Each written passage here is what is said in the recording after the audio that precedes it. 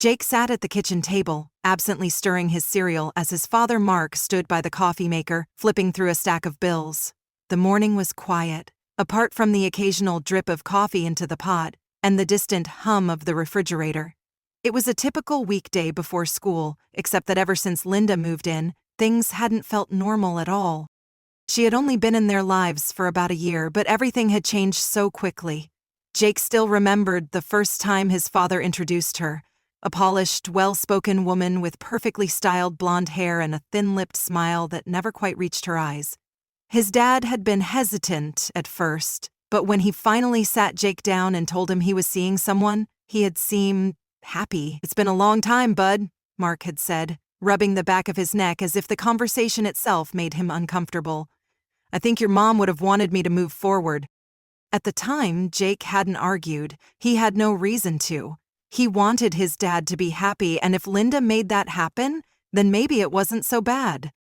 But once she moved in, it became clear that Linda wasn't just trying to be his father's partner. She was trying to be the boss. It started small, little things that seemed insignificant at first. She rearranged the kitchen, throwing out the old plates and mugs his mother had picked out and replacing them with expensive, modern sets. She accidentally got rid of the blanket his mother had knitted for him, claiming it was too worn out to keep. She even repainted the living room walls, saying the old color was depressing. His dad let it all slide. "She's just trying to make the place feel like home," he would say. But it was already home. Jake had learned to pick his battles. He ignored most of the changes, rolled his eyes at her fake sweetness, and kept to himself as much as possible. But nothing could have prepared him for what happened that morning. Linda strolled into the kitchen, her heels clicking against the tile floor, dressed in one of her perfectly ironed skirts and a neatly pressed blouse. She poured herself a cup of coffee and leaned against the counter, her eyes scanning the room before settling on Jake. "You know, Jake," she began, her voice light but with an edge of something sharp, "Mark and I were talking last night, and we think it's time for you to start taking on some responsibility around here."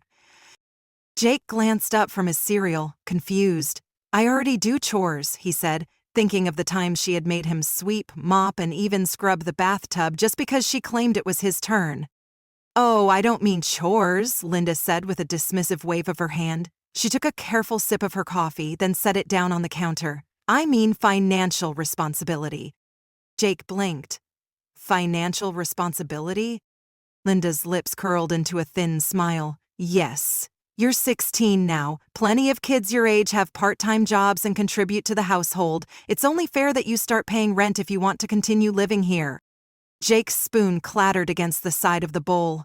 He stared at her, waiting for her to say she was joking, but she just looked at him expectantly, as if what she had just said was the most normal thing in the world. "You want me to pay rent?" he asked slowly, his brain struggling to process the words. Linda nodded. "Yes. It's about time you learned how the real world works." Jake turned to his father, expecting him to step in, to laugh and say, "Don't be ridiculous, he's still a kid." But Mark only sighed, rubbing his forehead like he was exhausted.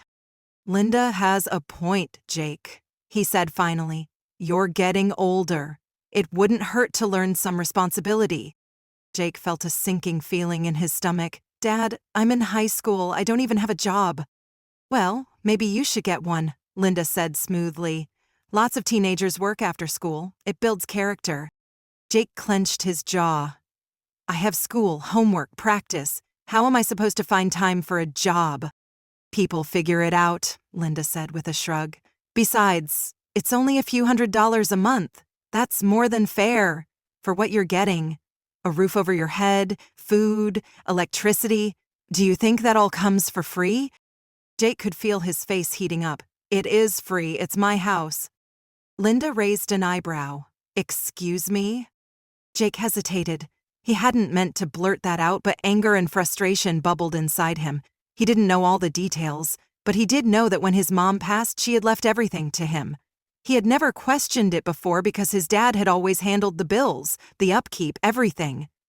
But deep down, something told him that what Linda was asking for wasn't just unfair. It was completely wrong. Mark cleared his throat. "That's not exactly how it works, son. I still take care of all the expenses." Linda smiled like a cat that had cornered a mouse. "Exactly. Which is why it's only fair that you contribute. It's what any decent person would do." Jake shoved his chair back, his appetite completely gone. "This is insane," he muttered. "Jake," his father started, but he was already grabbing his backpack, slinging it over his shoulder. "I have to go to school," he said, his voice tight. "We'll talk about this later." Without waiting for a response, he walked out the door, heart pounding in his chest. This wasn't over. Not by a long shot. Jake spent the entire school day in a daze. His teachers droned on about algebra, history, and literary analysis, but none of it registered. His mind kept circling back to the conversation that morning, to the absurdity of what Linda had said, and most of all, to his dad's reaction. It wasn't just Linda being Linda, pushy, entitled, acting like she owned the place.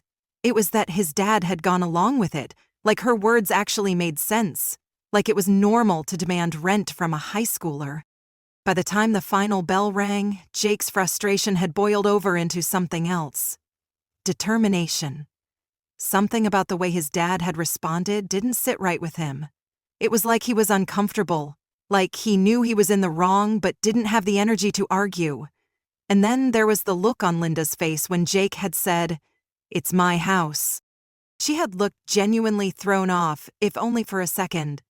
That was what stuck with him the most. He needed answers. Instead of heading to the kitchen when he got home, Jake went straight upstairs to his dad's office. The room had always been kind of a mystery to him. His dad kept it neat, filled with old books, stacks of papers, and a locked filing cabinet in the corner. It wasn't that Jake was forbidden from entering, but he'd never had much reason to. Now he did. He hesitated for only a second before stepping inside, closing the door behind him. His dad's desk was cluttered with bills, envelopes, and a half-empty cup of coffee that had probably been sitting there since the morning. Jake ignored it, instead turning his attention to the filing cabinet. Locked, of course.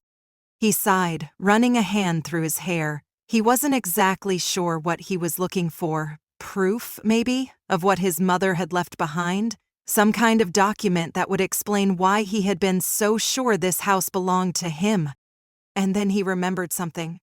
When he was younger, his mom had a safe box where she kept important papers.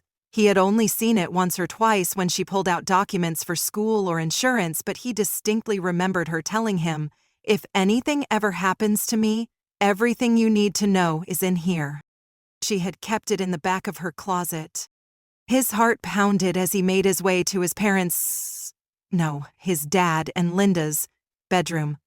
It still felt wrong thinking of it as Linda's room, as if she had taken something sacred and claimed it as her own. Pushing that thought aside, he carefully opened the closet door. Most of his mom's things were gone, replaced with Linda's neat rows of dresses, shoes, and expensive purses. But in the far corner, hidden behind a stack of old shoe boxes, he spotted it.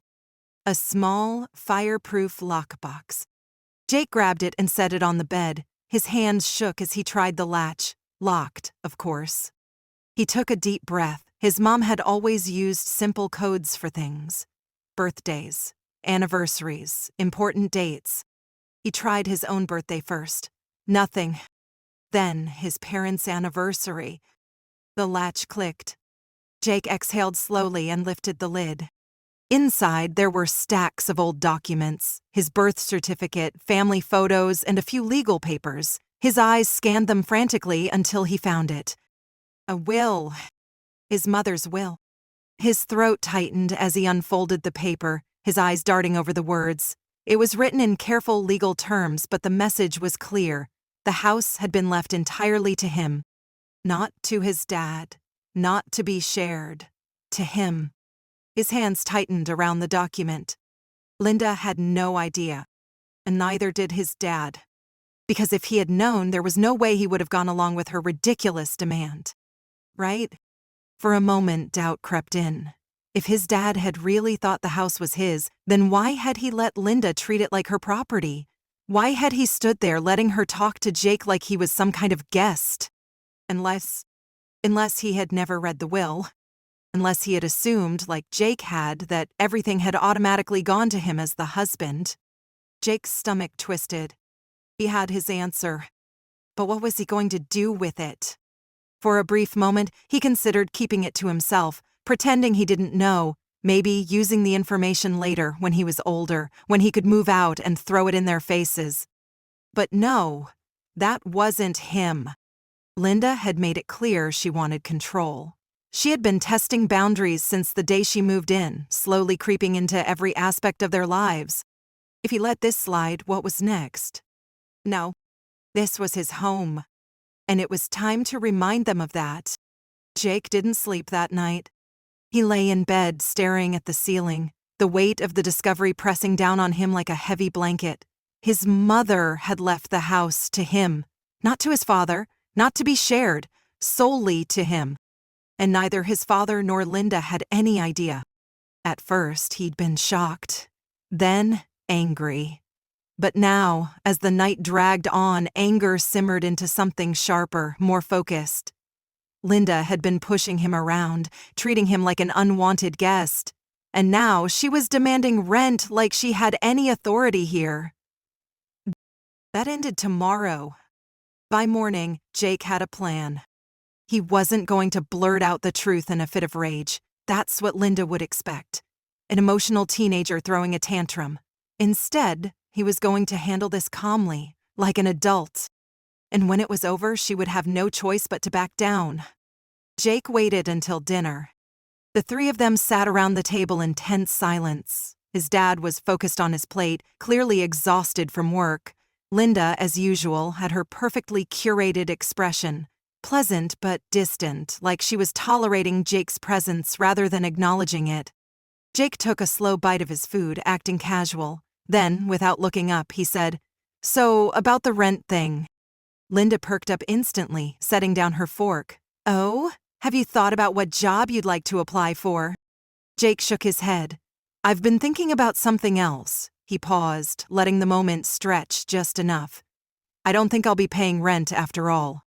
Linda's smile faltered. She tilted her head, feigning confusion. "Jake? I don't think you understand. Rent isn't optional." "I think it is," Jake said evenly. He reached into his pocket and pulled out the folded document. "Because I own this house." The silence was deafening. His father frowned, glancing at the paper in Jake's hand. "What are you talking about?" Jake unfolded the will and placed it in front of them. "Mom left the house to me. It's in her will. Legally, this place belongs to me. Not you, not Linda, me." Mark stiffened. He hesitated, then slowly reached for the document. His eyes scanned the words, his expression shifting from confusion to something unreadable. Linda, on the other hand, went completely still. Jake watched as her mind worked to process what he had just said. For the first time since she moved in, she had nothing to say. His father finally spoke, his voice quiet. "Where did you find this?" "In Mom's safe box. In the closet. I remembered she told me once that if anything ever happened to her, all the important stuff would be in there." Mark exhaled, rubbing a hand over his face. Jake, I never read this. I just assumed." He trailed off, shaking his head. "I should have looked." Jake turned his attention back to Linda. She was still frozen, staring at the will like it had personally insulted her. "Something wrong?" Jake asked, tilting his head. Linda blinked, quickly schooling her expression into something neutral. "Well," she said, forcing a chuckle, "this is surprising. But it doesn't really change anything, does it? Mark is still your guardian. He's the one paying the bills, maintaining the house." Jake cut her off. "Yeah, about that. I looked into it. Turns out the house is completely paid off, no mortgage. Mom paid it off before she passed." Mark nodded slowly. "That's true." Jake turned back to Linda, watching her carefully. "So, tell me again, why should I pay rent for my own house?" Linda opened her mouth, but nothing came out. For the first time since she moved in, she had lost control of the conversation. Jake didn't press further. He didn't need to. The message was clear. Linda finally composed herself, straightening her shoulders. "Well," she said, forcing another tight smile, "this is certainly unexpected. I suppose we'll have to adjust." Jake leaned back in his chair. "Yeah, we will." Mark set the will down and exhaled, looking at Jake with something almost like guilt. "I'm sorry, son. I should have known." Jake wanted to be angry at him, but the truth was, his dad had never tried to take advantage of him. Linda had, and now her little power play had crumbled. Linda pushed her plate away, suddenly not hungry. "If you'll excuse me," she said, rising from the table, "I need some air." She walked out of the room, her footsteps sharp against the floor. Jake watched her go, then turned back to his dad. For the first time in a long time, things finally felt right. Linda didn't return to the dinner table that night. Jake heard her moving around upstairs, opening and closing drawers, her footsteps sharp and hurried. He didn't need to see her face to know she was fuming. The realization that she had no real power over him, no authority to enforce her ridiculous rent demand, must have been eating her up inside. And he enjoyed every second of it.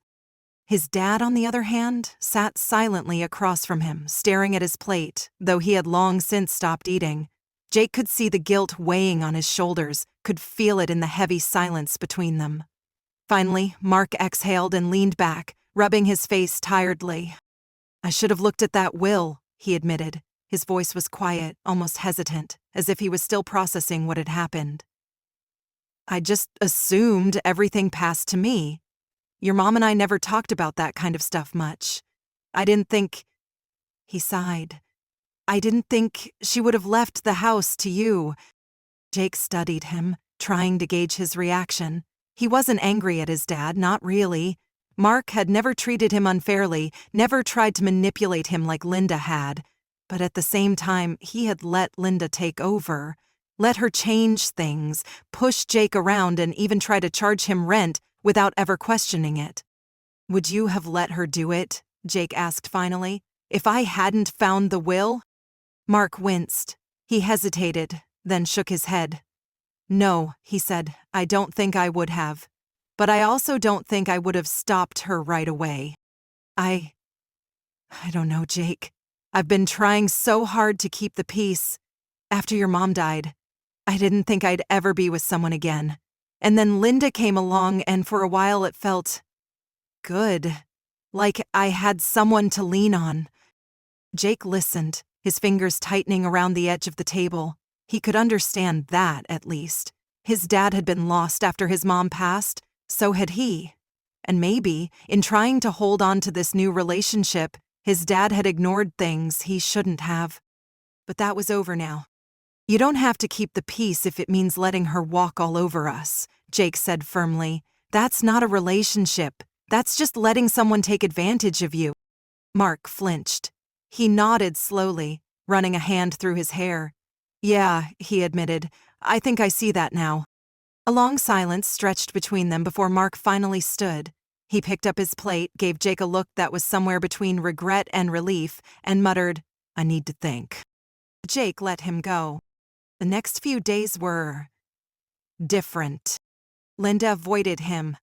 Where she used to insert herself into every conversation, every decision, now she barely even spoke to him.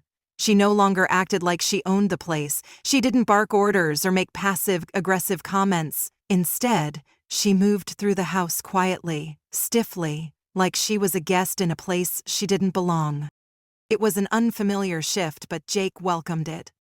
His father, on the other hand, seemed to be deep in thought all the time. He didn't bring up the will again, didn't try to justify his mistakes. But he was there in a way he hadn't been before. More present, more aware. One evening, a few days after the confrontation, Mark came into Jake's room and sat on the edge of the bed. It reminded Jake of when he was younger, when his dad used to check on him after a bad dream. "I had a talk with Linda," Mark said, his voice measured. "I told her, things have to change." Jake sat up. "And?" Mark exhaled. "She didn't take it well." "Of course she didn't." "She thinks I'm choosing you over her," he continued, rubbing his temple. "I told her it's not about choosing sides.